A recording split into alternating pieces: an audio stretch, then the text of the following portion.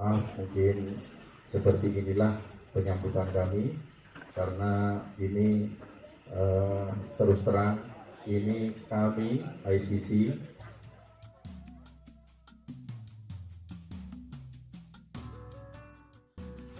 orang Jawa tidak pernah menang pilkada. Mereka tidak pernah sadar bahwa tanah Nabire sampai hari ini bisa bertahan berdiri karena ada keringat air mata dari 4 bupati orang Jawa. Dan kalian bukan orang Jawa. Satu menang. Harus menang. Harus. Tidak bisa kita. Kesempatan tidak datang 2 kali. Harus menang. Kita harus bungkus. Apapun yang terjadi, bagaimanapun juga. Apapun ceritanya, bongkar. Tetap kita menang. Karena saya percaya perjalanan kami selama ini pertemuan-pertemuan antusias daripada masyarakat itu sangat tinggi. Sudah ada tanda-tanda kemenangan. Kenapa kita harus ragu? Kenapa harus ke tempat lain? Kenapa harus pilih yang lain? 01 yang nyaman, 02 pengganggu.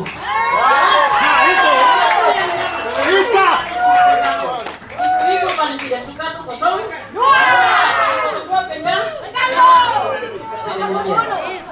Luar biasa. Bapak Ibu,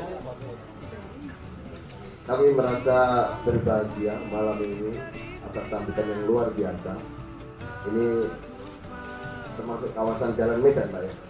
Kawasan Jalan Medan. Memang mulai pagi kami dengan Pak Bupati berbagai pertemuan. Ya memang dikatakan lelah, tidak lelah. Tapi ketemu dengan Bapak Ibu sekalian sehingga lelah itu hilang. Saya jatuh cinta. Saya ini 9 kandidat, Pak. Selain Pak Mesak ya, ada 9 kandidat minta saya. Tapi saya bagaikan gadis Jawa. Saya seleksi lah, laki-laki satu demi satu. Akhirnya saya jatuh cinta kepada laki-laki. Akhirnya ini kita semua sedang bangun. Semua suku sedang bangun. Suka tidak suka, senang tidak senang, tidak terlihat maupun terjadi.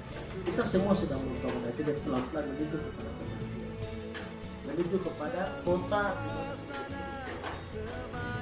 Karena itu saya dan Mas Agus ambil tema Nabire untuk semua. Itu tema kita pertama. Itu dasar dari Nabire untuk semua. Nabire adalah rumah kita semua. 100 juta PRT per tahun ini dia punya manfaatnya penggunaannya 2. Pertama, menjaga lingkungan kita. Yang kedua, menjaga keamanan di lingkungan.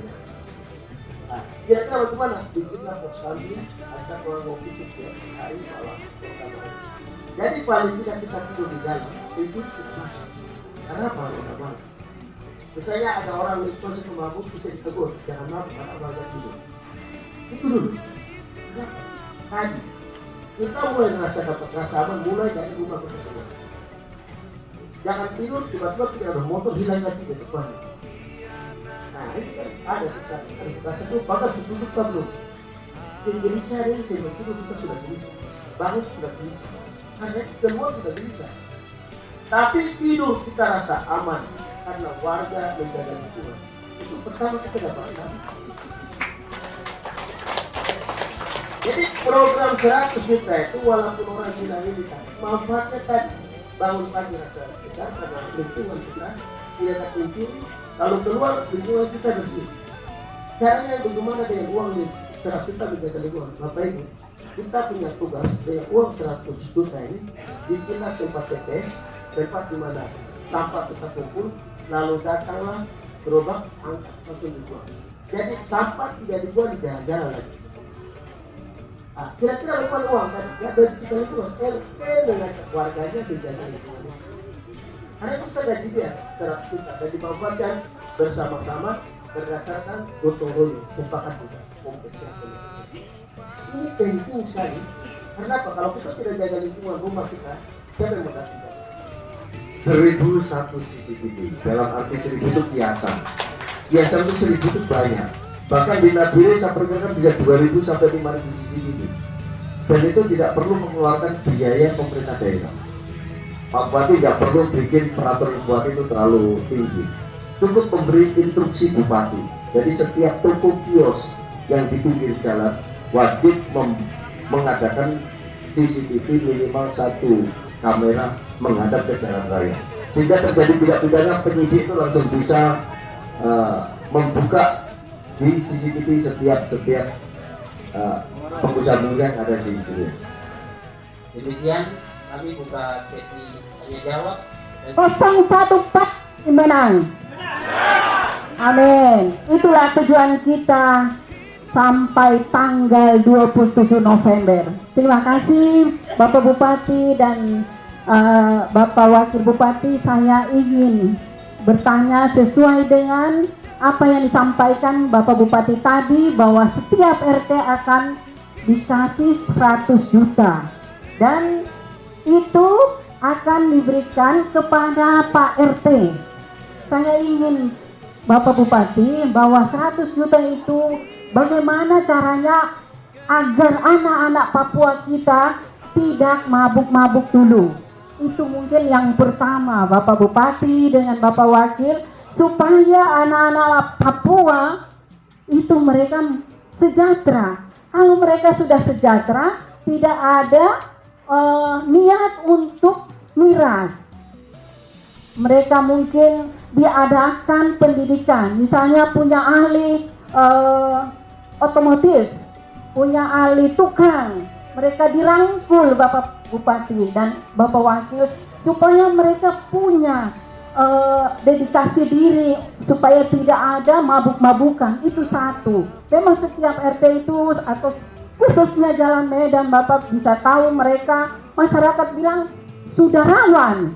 Tapi saya merasa di Jalan Medan ini alhamdulillah sampai hari ini masih terkendali. Jadi saya pribadi sangat mengucapkan terima kasih banyak kepada Bapak Bupati dan Bapak Wakil Bupati sudah bisa melangkahkan kaki di tempat kami ini. Kami sangat bersyukur. Iya. Kemarin Pak Yudi sampaikan, saya memang dari hati Bapak Bupati, saya tetap 01. Terima kasih. Kenapa anak-anak Papua mabuk? Saya mau bilang begini, tidak pernah satu manusia terlahir untuk jadi kacau atau jadi anak pulang. Hanya proses yang salah, proses dan lingkungan yang salah. Jadi Bapak Ibu sekalian, tadi soal lapangan kerja, soal lingkungan, saya mau bilang begini, 100 juta itu dia akan dimuncul. Biasanya dibiarkan begitu, jadi mereka terlantar. Mulai dari keluarga, tidak ada edukasi di keluarga, lalu di sekolahnya begitu, lalu di gereja atau di masjidnya begitu, jadi mereka terlepas. Tugas pemerintah adalah buat regulasi, bikin ada program yang Ibu bikin. Program di sekolah minggu, kami akan gaji guru-guru pengajian dan guru-guru sekolah minggu. Kita akan gaji. Jadi kita mau gaji guru sekolah minggu, guru pengajian, kita mau gaji. Gaji atau berikan mereka insentif. Kenapa begitu Bapak Ibu sekalian? Kalau di rumah itu mereka belajar tentang hidup sosial, bagaimana lingkungannya. Kalau di sekolah mereka belajar bagaimana ilmu pengetahuan. Tapi di gereja atau di masjid mereka belajar tentang iman, takwa, tentang masa depannya. Yang kita lupa adalah gereja. Banyak anak-anak sekolah minggu, tapi kita tidak memampukan guru-guru sekolah minggunya, guru-guru pengajiannya, supaya mereka memberkati anak-anak kita. Karena itu saya dengan Mas Agus ada program, kita beri insentif kepada guru-guru pengajian, kita juga beri insentif kepada guru-guru sekolah minggu. Penting sekali Bapak Ibu sekalian, edukasi tentang iman takwa ya di masa depan. Semua yang terjadi hanya karena proses yang salah. Karena satu manusia tidak pernah terlahir untuk dia jadi miskin, apalagi jadi kacau. Tidak pernah satu manusia terlahir untuk dia jadi kacau. Hanya karena proses lingkungan. Karena itu tadi Bapak Ibu, lingkungannya kita kasih dia baik, aman, orang tuanya bisa bekerja dengan bebas. Tadi Bapak Ibu, saya mau bilang begini, kata kunci itu aman dari rumah. Aman dari rumah itu mulai dari keamanan dan sandan pangan papan. Kalau tiga unsur terpenuhi, rasa amannya terpenuhi, dia bisa melakukan semua aktivitas yang bebas. Mau ojek bebas, mau pergi mencari di laut bebas, mau berkebun bebas. Karena apa? Ada rasa sesuatu yang dia rasa happy. Yang tidak ada dalam diri kita adalah happy. Happy itu hilang hari ini. Dia jangankan yang di jalan, yang dalam kios saja dia hanya jaga-jaga. Padahal sudah dikawat ini, dia pikir-pikir, aduh ini ada pintu kecil. Yang dalam rumah saja pikir happy-nya itu hilang. Apalagi yang ojek. Happy itu tidak ada. Yang ada dalam melimuti adalah semua perasaan-rasa yang takut. Karena begini, semua bermula dari proses ekonomi, proses lingkungan yang salah. Program kita begini, Bu. Gereja, masjid, pengasuh sekolah negerinya kita kasih gaji supaya edukasi tentang iman, takwa, dia masa depan baik. Itu satu. Yang kedua, kita memperbaiki sekolah. Sekolah-sekolah sini sudah rusak. Jangankan di sini, Bapak Ibu, ajar itu di salah satu kampung di Jaur, itu anak-anak sekolah belajar sekolah di dalam gereja. Ini zaman ini, saya baru ketemu. Mereka belajar sekolah, mereka mengajar di lingkungan gereja, dalam gereja. Sekarang masalahnya uang pendidikan, dana pendidikan dari dana otonomi khusus, APBD kita yang 20% setengah dari 1/4, ini uang itu kemana? Satu sekolah diajar oleh satu sekolah nih, kelas 1 sampai 6 diajar oleh satu guru saja. Bertanya mau kita pakai rumah sakit itu. SMA kelas 1, kelas 2 saja kami ketemukan belum tahu membaca dan menulis. Makanya data anak-anak putus sekolah di Nigeria itu 11.355. Terlalu banyak. Kalau ini modelnya begitu, bagaimana pertanyaannya kalau 20-30 tahun ke depan? Hancur tuh pendidikan kita. Akan bertambah banyak orang mabuk, orang aibon, pencuri dan kejahatan. Kenapa? Mereka rusak dari akhlak dan pengetahuan mereka. Karena itu Bapak Ibu, saya dengan Mas Agus kemarin keputusannya begini. Saya tadinya berpikir saya akan bangun asrama berpendidikan, asrama di luar Papua, misalnya di Manado, bangun asrama, di Jawa bangun asrama. Untuk apa saya bangun di luar? Sementara pendidikan kita sedang hancur sini. Mending saya bangun di Nabire, walaupun itu harus 2-3 tahun berpendidikan berpulasarma, tapi kualitas untuk 5-10 tahun ke depan baik. Jadi saya dengar dari Bapak RT dia sampaikan ke saya air mata turun. Bapak Ibu, karena saya juga anak guru. Bapak saya guru Belanda dulu. Kalau saya tidak bangun sekolah pendidikan yang tidak secara baik, saya berdosa terhadap Bapak sendiri. Saya ini berdosa terhadap Bapak sendiri. Karena itu saya rubah, saya ingin bangun sekolah berpola asrama di Nigeria di 3 titik. 5 distrik di sebelah timur, 5 distrik di sebelah barat, dan 4 distrik di sebelah selatan. SD, SMP, STK, SD, SMP, SMA, sekolah berpola asrama. Supaya anak-anak disiplin, bisa keluar.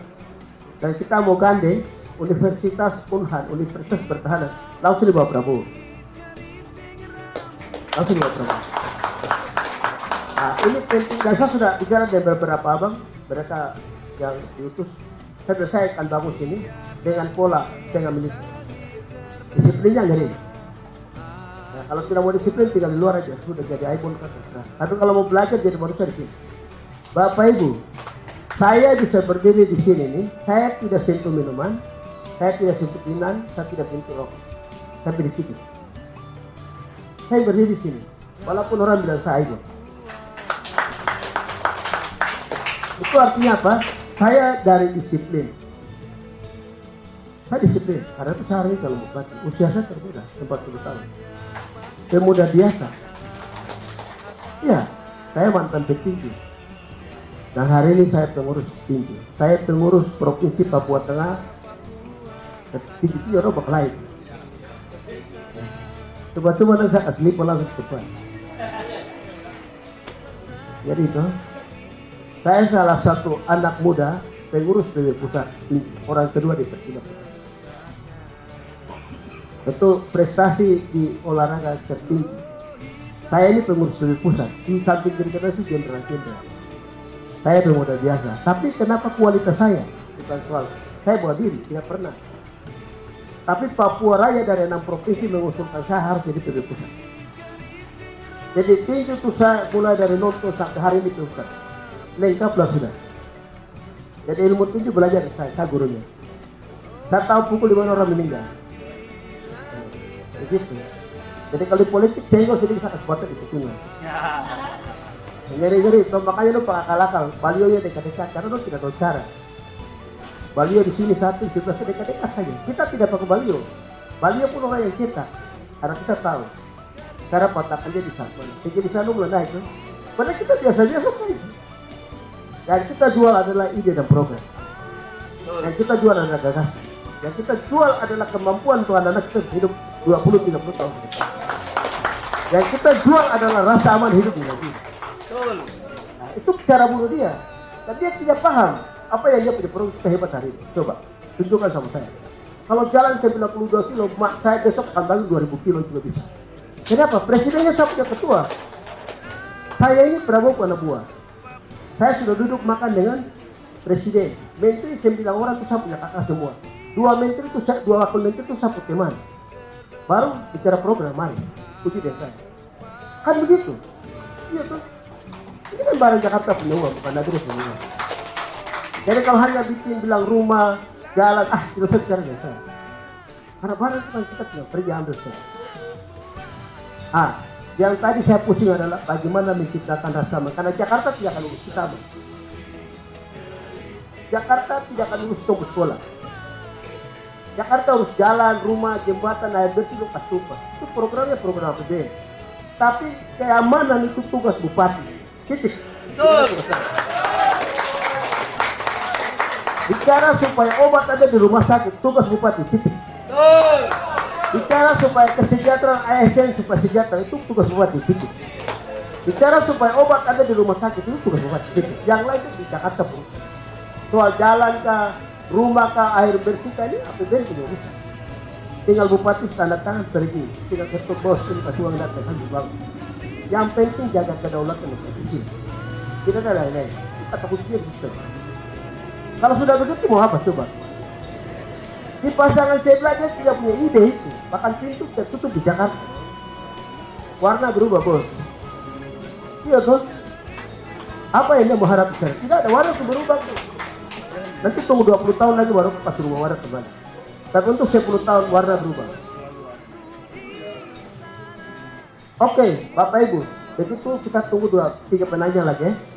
Oh, orang ngamuk, baik. Saya mau selesaikan begini. Tadi saya bilang, kalau soal infrastruktur saya pikir tidak usah tanya lagi, itu selesai. Soal pupuk masih ini dia mengerti. Yang saya mau bilang begini. Sekarang tinggal 15 hari. 14 hari ya. 14 hari. Besok ini kertas biru, kertas merah berterbangan. Iya tuh. Besok uang akan berterbangan, menawarkan segala cara untuk mengambil hati-hati. Saya mau bilang harga diri jauh lebih tinggi. Masa depan jauh timbang kita terima 500 ribu atau 100 ribu. Ini nilai dan rasa dalam hidup. Bapak Ibu, terakhir saya mau bilang, kalau Tuhan tidak merestui saya dari masalah, kami tidak mungkin dapat partai. Partai gari-gari semua dia. Gerindra, Demokrat, Golkar, Buruh, ada 2 lagi mas. Itu Tuhan taruh begitu saja. Karena saya dari masa aku tidak bisa tahu, tapi dia kasih. Tinggal 14 hari lagi. Bapak Ibu itu menentukan peradaban. Nanti ini tahu. Jangan bergeser ke sana ke sini. Kenapa saya bilang satu? Saya dari masa aku sini sudah benar selesai. Sampai hari ini tuh masa aku sekarang pakai rasa saja kali ini. Ya kalau tidak masih dalam barat, saya tahu ada orang di sana. Jadi pakai hati. Yang saya tidak mengerti dia lengkapi saya. Yang saya tidak paham. Baru kita hidup baru. Lalu yang kedua adalah Bapak Ibu, di tim saya, di tim relawan maupun di koalisi, saya bilang begini sama mereka. Setiap orang yang membantu kita, catat dan ingat ya. Karena apa? Tidak mudah orang membuat. Apalagi relawan, apalagi kita. Jangan coba-coba pulang. Nah, ini saya bilang di mana-mana. Tuhan percaya kami dua. Semua OPD kepala dinas yang kami latih nomor tidak boleh ganti. Setiap kepala sekolah mulai dari SD sampai SMA tidak boleh ganti nomor. Setiap kepala puskesmas tidak boleh ganti nomor. Namanya setiap pejabat-pejabat termasuk RT, termasuk kepala KPU. Jangan coba-coba ganti nomor selama 5 tahun. Kenapa begitu? Setelah komunikasi kita bisa WA di sebelah, kita bisa WA di sini di sebelah. Dan kalau dia ganti kasih tahu hari itu juga saya siap balik ganti dia. Jadi kita gini main todong dan ini ngeri. Bapak itu saya bilang dunia sudah ada model ini. Begitu bupati naik nomor baru, bahkan 2 nomor. Apa satu saya ke dua, saya tidak ke dua. Satu saya cukup. Terserah mau saya boleh lah. Tapi penting sekali adalah komunikasi dan jarak antara masyarakat dan pemerintah. Kalau pagar boleh dikunci, security boleh jaga, pol pp jaga, kita boleh jaga. Tapi WA tiba-tiba dia masih dibuat, supaya apa? Kita dekat sekali. Kita dijawab, kami jawab.